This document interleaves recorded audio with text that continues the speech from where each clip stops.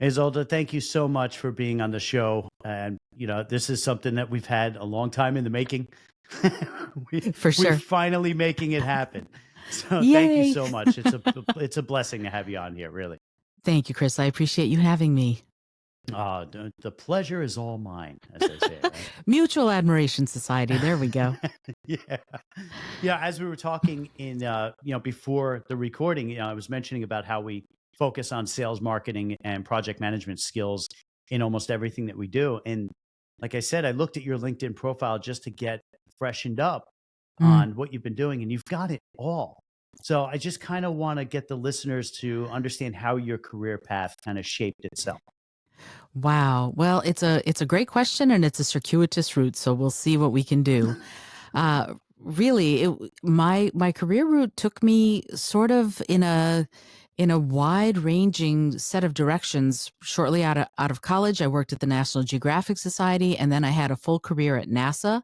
So I was busy spending a lot of my time teaching scientists how to take really high concept science and break it down into its really fun stuff so that kindergartners would get excited about it. So I spent a lot of time learning about how to communicate big, tough concepts in a really fun, exciting way, and spent a lot of time doing that, and then moved into doing video production and voice acting, and all at the same time. I've been writing books on how to, for example, get over fear of communication or fear of public speaking, because I used to have a public speaking phobia myself. Not that you can tell now, but I did. And so Well, spending it's a not lot of rocket time. science. Sorry, I couldn't. No. I couldn't help it. Actually, it is rocket science. Aha. But yeah, it is actually really fascinating to me how the art of communication can meet the science of communication, and we can bring them together in a way that is enriching for everybody involved. And so that's when I left NASA. That is sort of the way I decided to forge my career, and then started my own podcast about looking at creativity and collaboration and how those two together can really bring us that well-rounded career and that well-rounded outreach and communication and human interaction that's so crucial for most success. And that's interesting because that's at the essence of everything is effective communication. I mean, For you sure. see that whether you're, climbing the corporate ladder, as it were, or even if you're getting into entrepreneurship, communication and getting your messaging right is so important. So I love how that kind of molded itself from one career path for you over into something that would seemingly be opposite sides of the spectrum, I mean, completely far away from each other, but that brings them and ties them back together. It really does. And to me, what ties it together the most is ingenuity, that spark of Ooh. innovation when you want to look at things, what they say, out of the box, but really when you want to look at things from different perspectives, but you look at it from that unusual perspective while at the same time keeping an eye on what does your audience actually want to hear and how do they want to hear it? Because if you can give them what they want to hear, but in a way that they can't understand or are bored by, then it's not going to work. It's Hmm. like trying to sell someone who only speaks Spanish something while you're speaking in Russian. They'll look at you funny and they'll go, I'm not sure what you're talking about. But boy, if you switch to Spanish and speak their language, then you'll be able to have an actual interaction that works, likely for both of you. Changes the whole dynamic. For sure. It really does. The communication skills that you use now in, being a creative, I want to tie them back to the sales component. Only Hmm. only because a lot of the people that listen to the show are either entrepreneurs or they're people that are working on their 9 to 5 job, but they're trying to break that threshold of new promotions or Hmm. getting their managers to understand what they do and what the value is that they bring to the organization. Can you kind of help some of the listeners out in understanding how to effectively communicate to a manager and showcasing skills? Well, that's so interesting that you're asking it that way because honestly, to me, it's as much, if not more, the manager's responsibility to be open to new ideas from the people they work with. Thousand So percent. some of this is leadership that has to be, they talk about someone being a servant leader, for example, and say, oh, the leaders are responsible for this as well. If you don't have a leader, a team leader who looks to you to see how they can support you in excelling at what you're doing, then one of the things that you have to do is sort of become your own little mini PR firm. You need to start There it is. looking at what are the ways in which you can highlight what you're doing and what you're accomplishing. Now, here's the thing. A lot of times, managers, middle managers and up, they don't really know what you do. No one probably really knows what you do. So one of the things to do, and this is when I work with my own clients about this kind of thing, I recommend that you sit down and you actually do kind of an evaluation with your manager of all the things that you're accomplishing, of all the things that you're doing, and most importantly, the things that you want to do. I remember this one time I was at NASA and we were going to be doing a big Earth Day event and on the National Mall. And one of the things that I really wanted to do was work with kids on looking at making clouds in bottles. Now, the story has a point, I promise. I was going to be doing something different. And I said, but what I really want to do is work with these kids and teach them how to make a cloud in the bottle and actually look at the ingredients of what makes clouds and how satellites see clouds and bring in all the fun science. But really, these kids were really excited because they literally made clouds in bottles. And I said this in a big meeting that this would be something that would be really useful for NASA because it would get kids really involved and excited. And of course, these are future scientists, and NASA looking at long-term stuff has to go, oh, more kids interested in science means more kids studying science, means more people going into STEM, science, technology, engineering, and math careers, et cetera, et cetera. That is a really good thing for all of us. So if you are interested in being, for example, more creative at what you're doing in your current position, or if you're interested in just having them understand what you do, bring it up and bring it up in a way that will highlight what you're doing, but also tease them with the kinds of things that you want to do, tying into that how it will benefit the organization that you're working for. You always Absolutely. need to give them that ultimate, and by the way, this is the way you all will benefit from letting me do this thing that I really want to do. Perfectly said. And most managers, when I was recruiting and I would hire someone onto a new position, one of the things that I taught them during the onboarding is to put together a 30, 60, 90-day plan for Mm, themselves, mhm. not necessarily in regards to what the manager's KPIs and metrics are, but something that they're going to have a map or a roadmap to help them through that first 3 months. And then drawing back to what you said before about talking to your manager and having some touch points. I always recommend that to new managers or even older managers, just as a reminder, at least touch base with your employees once a month for the first 6 months, because it really sets the tone. And when you talk about effective communication, having that back and forth between the manager and then the new hire really does set them up, because that new hire can understand exactly what those KPIs and metrics are. But like you were saying, how you communicated that to the children on what we're going to do and why it has an impact and why we're learning this, that's on the manager's responsibility to do that with the new hire. Now, on the new hire side, they have to map out what systems, processes, and everything that they have to do to go forward with that. And that communication style, the back and forth for the first 6 months, excuse me, we've seen the retention model go up almost by 74%. Wow. And in recruiting, that's the biggest problem. It's the age old battle of retention, keeping people engaged while they're working for the organization, because they lose that. So that's the part I was really excited about when booking you and I to talk on this, because that communication is so important, not only just for children, but also for the entire career path. Absolutely. And it's interesting. I had Tom Peters, the great Tom Peters, on my podcast, and he was talking about in his book, The Excellence Dividend. One of the managers that he really loved was one of the HP Hewlett Packard managers. And he said that his way of managing was, quote, managing by wandering around. And I just love that, because that meant that the manager spent a lot of his time wandering around the space and going, What are you doing? How much help do you need? What are the resources you have? What are the resources you need? Because my job ultimately is to make sure that you have everything you need to excel at your job. And that I kind love of that. managing, I know, isn't it amazing? And he said that he just wanted to exalt this guy whose name, unfortunately, I can't remember, because he was already showing that kind of leadership that's going to make people want to work with him. The Hmm. other side of that coin, though, is that you, as the person who's doing the work, do need to let people know, managers above you, and also the people working with you and the people who maybe report to you, depending on what position you have, not only what your expectations are, but what your goals are for the position, and also for the, like you said, short, medium, and longer term aspects of the project that you're working on and the things that you'd like to do. So, one of the things that I recommend, I love the delta. And here's what I mean by that. Yes. It's the change between where you Hmm. are right now and where you want or expect to be.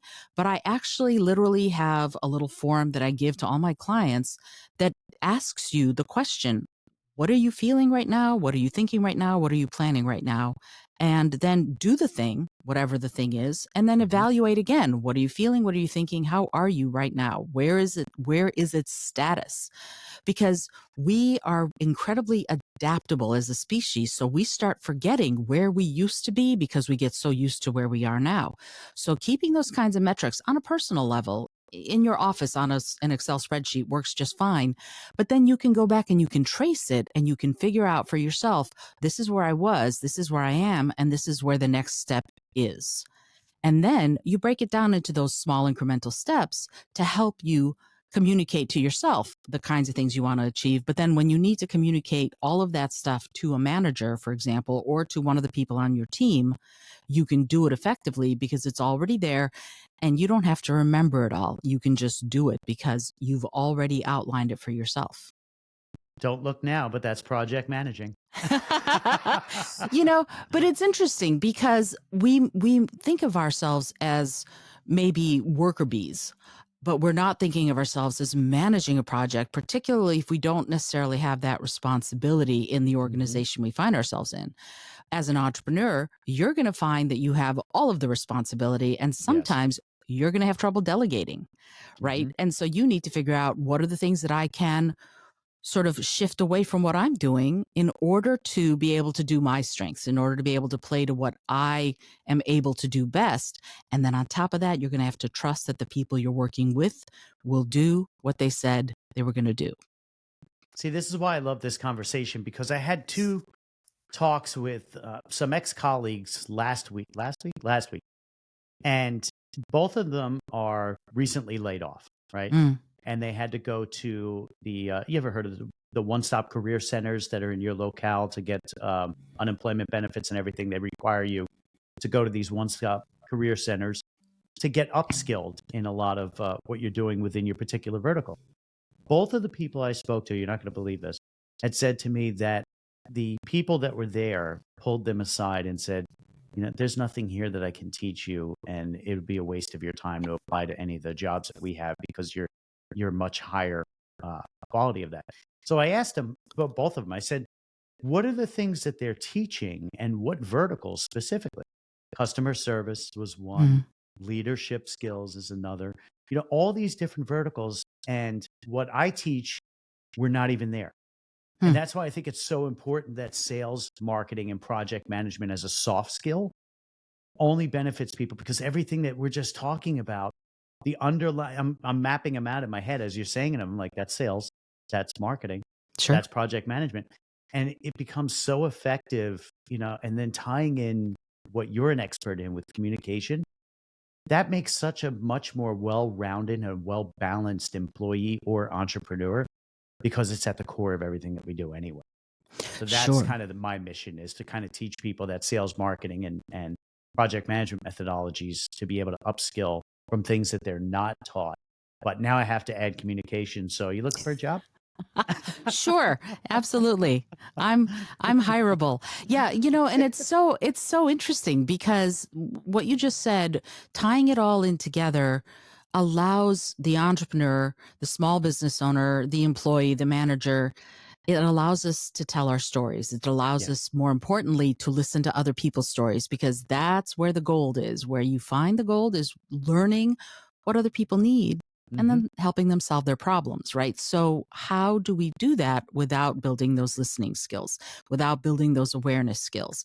That kind of mindfulness becomes incredibly important when you're Oh, trying yeah. to figure out what your next steps are, or what the steps are right now that you need to be taking. Because if you're trying to get the solution to a problem that isn't a problem for anyone, well, you're working really hard, but what are you actually solving?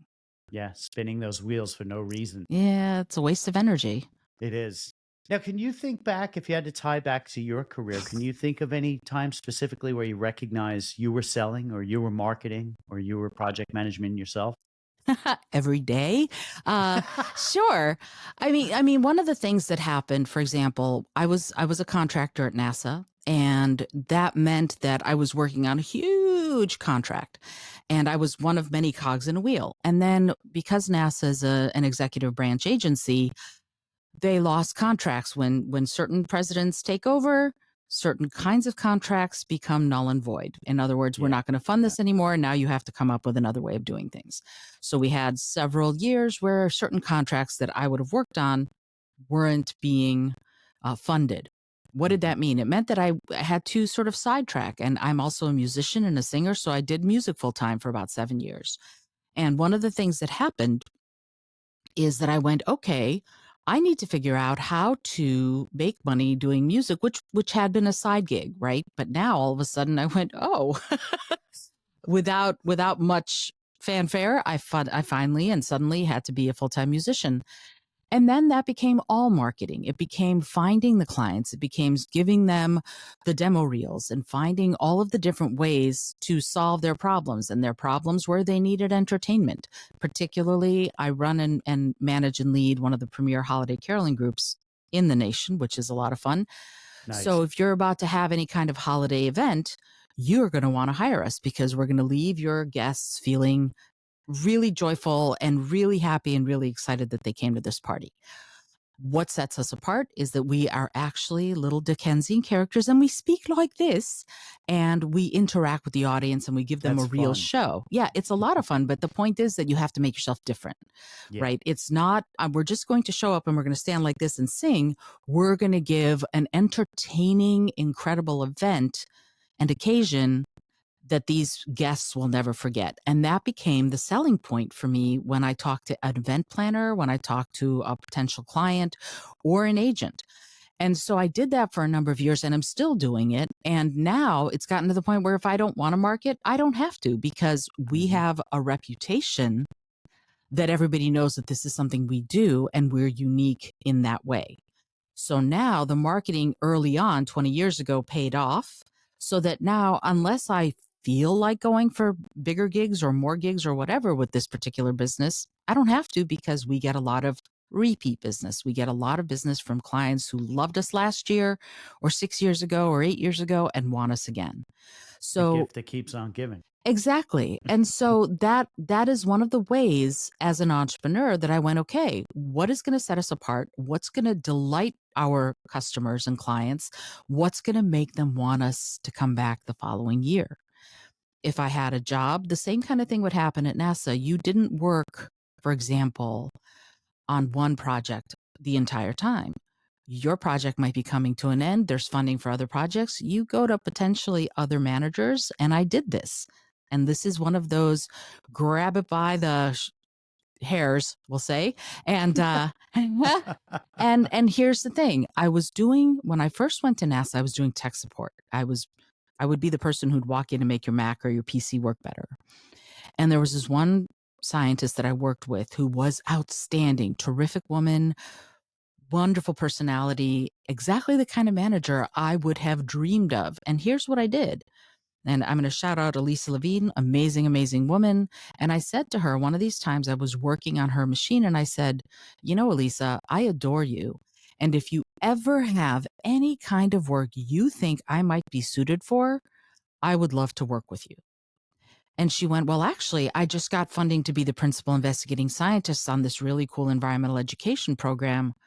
what do you know about soil? And I went, nothing, but I will learn. I will take classes. I will do whatever To I the have to Google. do. Exactly. This is pre-Google. But the point is that to me, I grabbed at the opportunity, and when I could be quiet and not say anything at all, or I could highlight what I've done for her, what I would love to do for her, that I would love to work with her, and let her know that I could solve problems for her, that I could develop her webpage, that I could do I ended up developing the training methodology for that's used by over 100 countries all over the world, because I was working directly for her and she wasn't developing the training methodology, so I got to. I ended up doing a lot of that kind of work and working with her, not to take away from anything that she did. She's amazing. But she gave me a lot of freedom because she knew she could trust that I would do what I said I was going to do. And that's a big part of it, is don't make promises you're not going to keep. So that selling was, I know that you've got this problem. Let me solve it for you. And not only that, but let me solve it for you beyond your wildest dreams. I love that. I love that so much. But as a side note, man, what don't you do? Holy cow! Every time I talk to you, there's a new thing that you're doing, or a new thing that you've done, and you're like, "Yeah, I got the T-shirt." And I don't sleep a lot. That's what I don't do. I don't sleep a lot. God bless your energy. Please give me some of that anytime. My kids drain it out from me. Mm. No, that's actually perfect, because there's so many. Oh my God, there's so many gold nuggets in there that we got enough time for like 35 hours. Oh, Well, no, you're a delight. and I love doing this because of the answers that I get, the perspectives that I get from a lot of these things. Because and that's one of the things I would say to anybody who's in a professional career or even entrepreneurship: try a podcast, because the conversations that you have with people and the different perspectives are the most For sure. exciting part. Because I mean, I know what space that I live in and how it all ties together, but hearing your viewpoints on it, or when you've done it in your career and utilize some of these techniques, it's just amazing to me, of like, wow, we all really are tied together Mm. in what we do on a daily basis. We just have different perspectives of it. Hmm. And, I think that's the beauty of it. So I guess the long and the short of that is, as a professional, or somebody who's kind of diving into many different types of things, I would say to anybody that's listening to the show, give podcasting a try. I mean, you've had your podcast for much longer than I've had. Mine is, it's just been so exciting, and it's been such a rewarding journey that I've learned a lot about myself Mm. too, and what Hmm. my limits are. So that, when you tie that back into selling and marketing and project management, I find it that I have limitations that I never saw before, Mm. but they're now an opportunity for me to build upon them. And, I'm thinking back to the stories that you're telling, and I'm going, that's exactly what she did too, is you just compounded on your skills, but utilize those base skills to kind of take you into the thing that gets me the most, is just going from NASA to a creative career. I mean, that's unbelievable to me. I love that so much.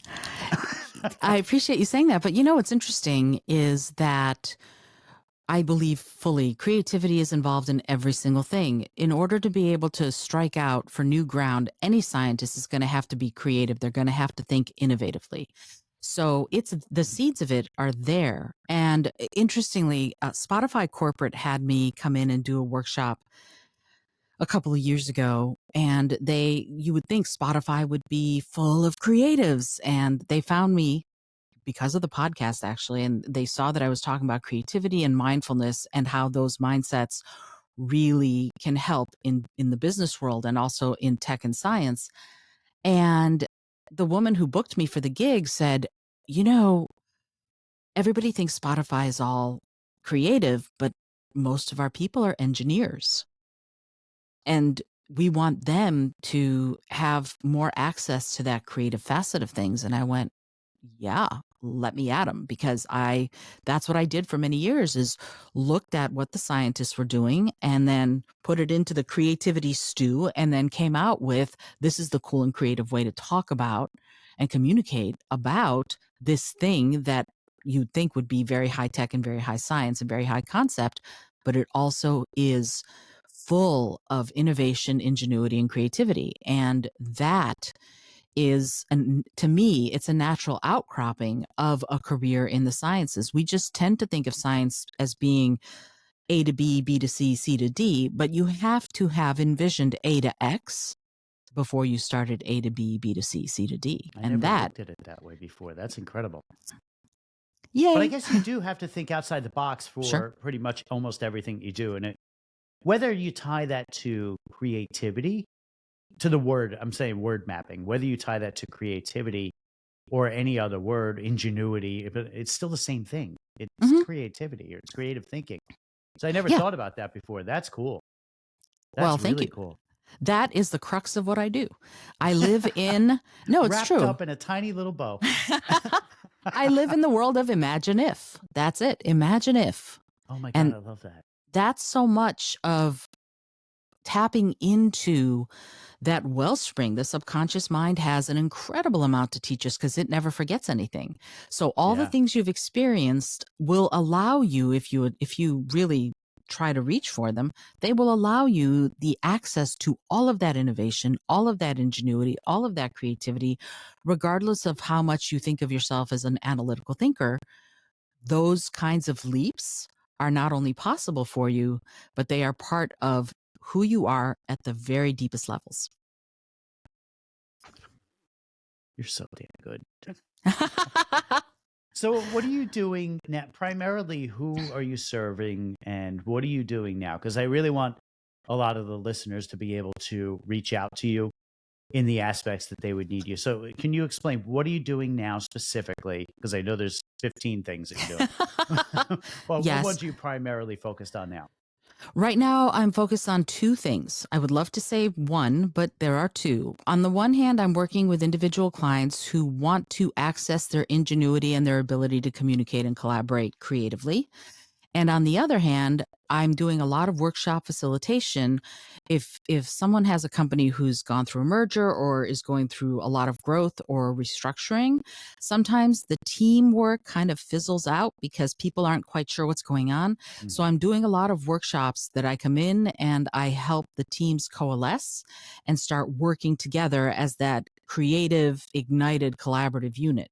So both of those things are going on. It just depends on what your needs are. If your needs are, I need to work on me, I can help you. If your needs are, I am a decision maker for my company and I want my company to get back into this company culture of ingenuity and creative collaboration, I'm your gal there too. That would be part of the change management function, I would assume, right? Yeah, Oh, often. that's beautiful. Yeah, Hmm. that's beautiful because there's a lot of change management teams that work specifically on process enhancement, that are very Hmm. detailed in that focus. But I think that your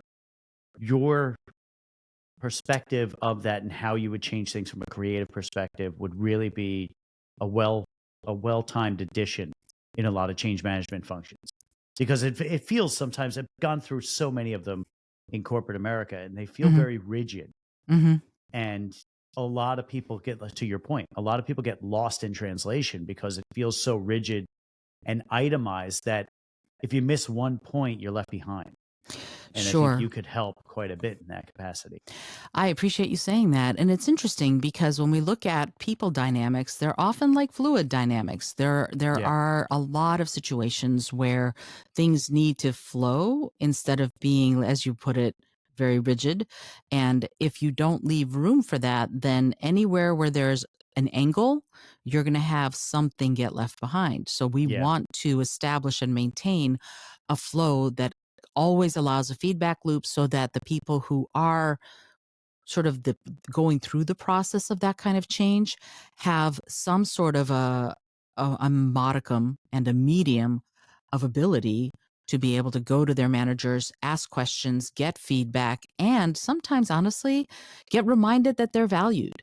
That's one of the Hmm. things that I end up working with people as far as communication and collaboration a lot. People who aren't as able for personality reasons or things like that to toot their own horn, sometimes don't get heard. And we as managers need to remember that that's the case, that we also need to look for the people who are the quieter people, who are the, I keep my head down and I do the work. But that doesn't mean they don't need to be reminded that they're valued and valuable. And so that's part of this process. And it does fall to the managers and it does fall to the C-suite folks sometimes. The Yeah. problem is that we're not training ourselves or each other to remember that. And so the more we do, the more we keep that top of mind, the more it's going to be easy to incorporate that, as Tom Peters put it, management by wandering around. The most important part for that for me was, allow for a feedback loop. Hmm. That's priceless because that's so important. Hmm. And, it being so rigid sometimes and systematic, we don't allow for that. And that's one of the most important parts because it does tie back to effective communication. For sure. Well, Zolda, thank you so much for this. And where can people find you when they want to reach out to you? Because I'm just going to keep pushing into you because communication is not my thing. Well, I would not sell yourself short, Chris. Your communication skills are terrific. You're Oh, a great thanks. listener. No, you are. You're a great listener. You are active. You're engaged.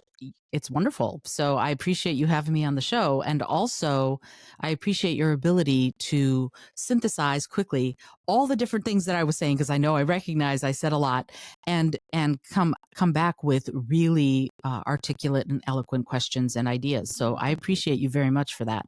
As far as where to find me, the best place to find me is my website, izoldaspeaks.com. And the other best place to find me is at Izolda T on Instagram or at Creative Solutions Podcast on Instagram. And one of the things that I'm doing right now, actually, in April, I've been doing a communication challenge. So it's 25 to 30-second videos daily that you can listen to help your communication skills, to boost them up, listening skills, speaking skills, whether it's the physical or the emotional. So a lot of people have been participating. We've had a lot of fun just building some of those skills in a low pressure situation where you can do it at home. You don't need me there talking to you. You just listen, try it for the day, and try the next one the next day. And it's been really helpful to a lot of people from what I That's really understand. cool. That's really cool. Hey, if you have another one in May or June, I might jump on that. That sounds like a lot of fun.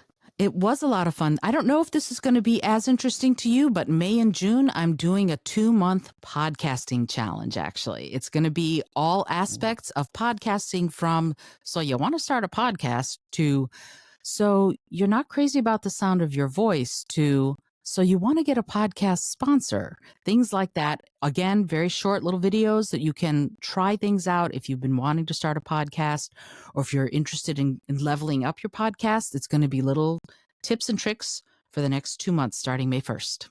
I might join into that because, I've been thinking about doing a podcast for a while. I don't know if Really? What have we been doing for the you last don't half hour, say. I wonder? This has been your job interview. How'd you do? Oh, okay. Well, how do you think I did, Chris? Fantastic. You're hired. Oh, awesome. I'll on board next week. That sounds great. Perfect. Well, Zolda, thank you so much for being on the show. And, I can't thank you enough for this because this was very enlightening and it changed my viewpoint of a lot of things around communication too, that I'm going to have to keep an eye on with myself, some of my clients, some of the people that I work with. So definitely welcomed. So thank you so much. Thank you. Thanks, Chris. I appreciate it. Awesome.